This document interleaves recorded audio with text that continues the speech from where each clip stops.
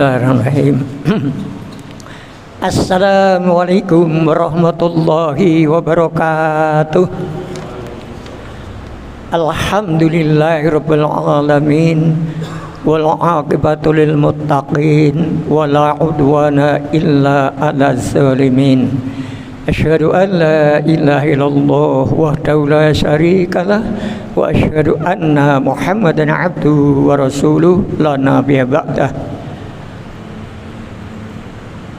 Ibu-ibu, bapak-bapak, seluruh jamaah salat duhur yang dirahmati dan dimuliakan Allah SWT, mari kita tiada henti-hentinya untuk selalu bersyukur atas nikmat-nikmat Allah yang diberikan kepada kita semua.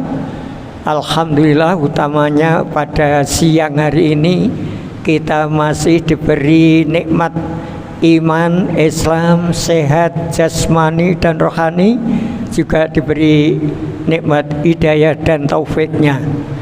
Dengan 4 macam nikmat ini manusia hidup, termasuk kita, menjadi orang yang terarah dan orang yang berbahagia, insya Allah, amin ya rabbal alamin. Untuk mengingatkan kembali sekedar saja bagi bapak-bapak dan ibu yang kemarin dapat doa tentang mohon untuk hidup qanaah, itu bisa diamalkan karena kehidupan dunia ini kita akan menghadapi tidak sama. Kita harus ikhlas, rela, ridho menerima apapun yang diberikan Allah. Maka tolong doa itu sangat penting, bisa untuk diamalkan. Untuk kultum siang hari ini akan saya sampaikan sebuah hadis. Hadis diriwayatkan oleh Imam Ahmad. Hadisnya agak panjang sedikit dan uraian pun nanti akan sambil yang nomor 1 dulu, bahwa Rasulullah SAW bersabda, sayati zamanun ala ummati yuhibbu khamsan wa yansawna khamsan, yuhibbud dunya wa yansawnal akhirah, yuhibbunal amwal wa yansawnal hisab, yuhibbunal kusura wa yansawnal kubur, wa yuhibbunal khalqa wa yansawnal khaliq, yuhibbunal hayata wa yansawnal mauta. Hadis riwayat Ahmad. Hadis ini sudah beberapa waktu yang lalu saya sampaikan dan juga pernah disampaikan oleh beliau Bapak Dr. Andes Haji Musman Tholib. Problematikanya kita itu sering lupa, bukan sekedar lupa, bahkan tidak ngamalkan, dan kita itu nanti mau masuk yang nomor berapa. Arti hadis bahwa suatu saat datang zaman di atas umatku itu cinta 5 perkara dan lupa 5 perkara. Yang pertama, yuhibbu dunya wa yansawnal akhirah. Orang itu amat sangat mencintai dunia, amat sangat cinta dengan dunia, tetapi dia lupa dengan akhirat. Kemudian yang kedua, manusia itu sangat cinta dengan harta, tetapi mereka lupa dengan zakat, infak, dan sedekah. Kemudian yang ketiga, manusia itu sangat cinta membangun suatu bangunan yang megah. Kalau seseorang bangun rumah bertingkat bisa selesai, tapi kalau untuk bangun tempat ibadah itu tertunda. Di sini dikatakan dia itu suka suatu bangunan yang megah tetapi lupakan kubur. Bukan artinya suruh bangun kubur, tapi persiapan untuk masuk kubur itu apa yang harus disiapkan. Karena dalam hadis Sahih riwayat Bukhari Muslim itu umat Islam kita dilarang untuk bangun kubur. Itu Rasulullah yang menyampaikan. Maka dengan kalau pernah ke Nabawi, entah itu umroh atau haji, di sana tidak ada kubur itu bentuknya bangunan tidak ada. Di sana hanya ada batu, termasuk di Maklak tidak ada. Kuburan itu dibangun rumah seperti di Indonesia. Apalagi dipasangi keramik. Tidak ada di sana. Memang dilarang. Nah, yang dimaksud di sini, kalau seseorang itu suka membangun suatu bangunan yang baik dan sebagainya, kita juga harus mempersiapkan untuk persiapan masuk kubur. Itu yang dimaksud bangun kubur, persiapan banyak untuk beribadah. Kemudian di sini dikatakan dia itu cinta ciptaannya. Yuhibbunal khalqa, cinta dengan ciptaan Allah. Wa yansawnal khaliq, tapi dia lupa kepada Allah. Contoh simpel. Sekarang ini orang yang punya hobi yaitu memelihara burung, waktu sholat pun dia tidak sholat. Yang dibawa yaitu kurungan, Pak. Dibawa ke sana kemari sampai bonceng kendaraan, kemudian masih dipanggul, ya Allah. Tapi waktu sholat nggak sholat, Pak. Itu yang saya perhatikan. Asar dia pergi bawa kurungan burung. Dengan ciptaannya dia cinta, tapi dengan yang mencipta dia tidak cinta. Buktinya dia tidak melakukan perintah Allah. Termasuk lagi barangkali bapak ibu punya kendaraan baru, kempling, dilos-los terus, kemudian waktu milik Allah untuk zikir ditinggalkan. Itu cinta kepada makhluk Allah, tapi dia lupa kepada Sang Khalik. Yang kelima, dia itu cinta hidup, lupa mati. Dia itu beranggapan pengennya hidup terus. Pada suatu saat dia akan bertemu dengan malaikat maut, yaitu malaikat Israel. Saat ini kita sholat berjamaah, besok belum tentu, Pak. Apa kita takut? Tidak boleh takut. Karena itu sudah dipastikan, sudah ditentukan oleh Allah umur kita masing-masing. Nah, sekarang yang pertama aja, Pak, yang tentang cinta dunia, lupa akhirat. Yang berkaitan dengan dunia, hakikat dunia, Bapak Ibu semuanya, bahwa dunia itu adalah suatu kenikmatan hidup yang hanya sedikit dibandingkan dengan akhirat nanti.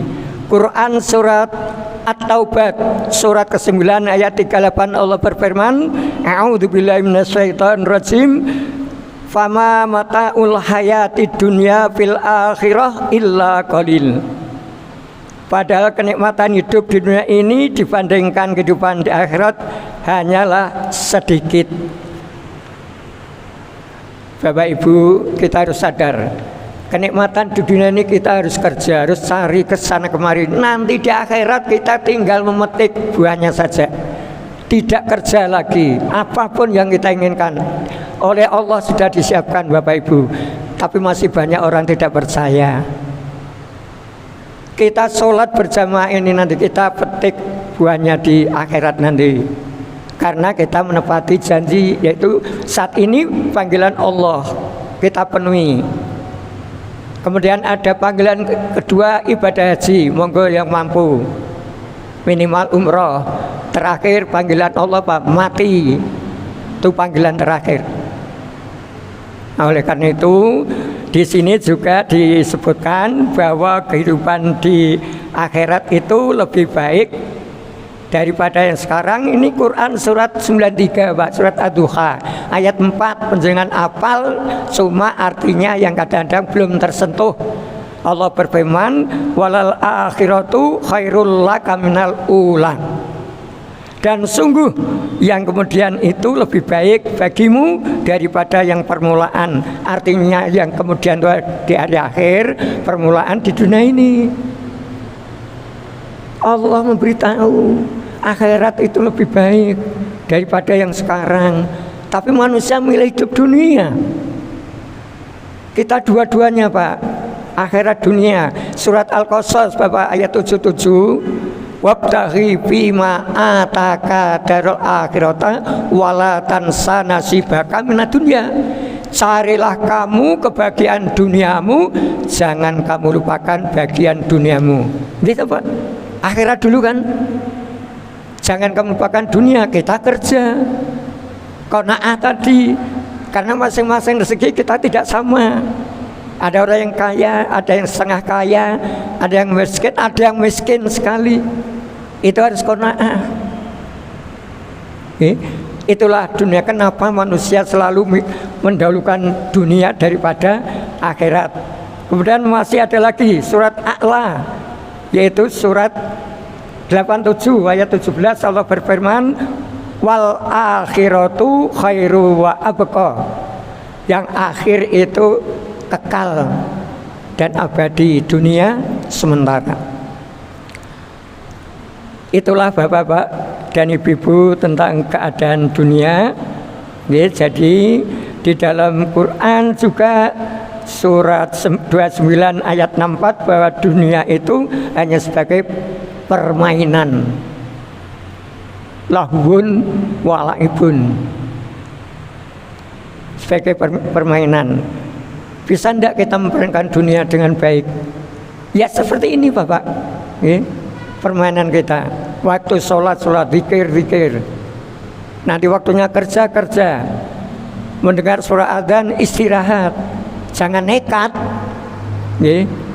Sudah waktu sholat masih nekat. Lagi tentang hakikat dunia, lebih mencintai dunia.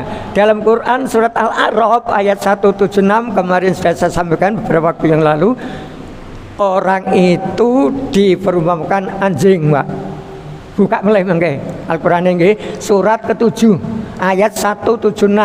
Orang yang lebih mendahulukan kehidupan dunia itu Allah memperumpamakan anjing. Anjing itu dikejar ataupun tidak dikejar, anjing itu dihalau ataupun tidak dihalau, menjulurkan lidahnya, Pak. Itu orang yang sangat ambisi dengan dunia. Apa kita tidak boleh? Hanya jangan sampai melupakan akhirat kan. Kemudian sini yang terakhir, lebih mencintai dunia daripada akhirat, tempatnya sudah ditentukan, Pak. Neraka. Quran surat Hud ayat 15 dan 16. Kemudian orang yang cinta dengan akhirat hidupnya akan tenteram. Quran surat Ar-Ra'd surat 13 ayat 28 dan 29. Ayat ini sangat populer disampaikan oleh para ustadz dan para khatib yang berbunyi, a'udzubillahi minasyaitonirrajim, alladzina amanu wa tatma'innu qulubuhum bidzikrillah, ala bidzikrillahi tatma'innul qulub. Mungkin dibuka Al-Qur'an pun nggih. Nah ini Bapak Ibu. Jadi orang yang cinta akhirat hidupnya tentrem, Pak. Karena apa? Bibirnya selalu dibasahi dengan zikir.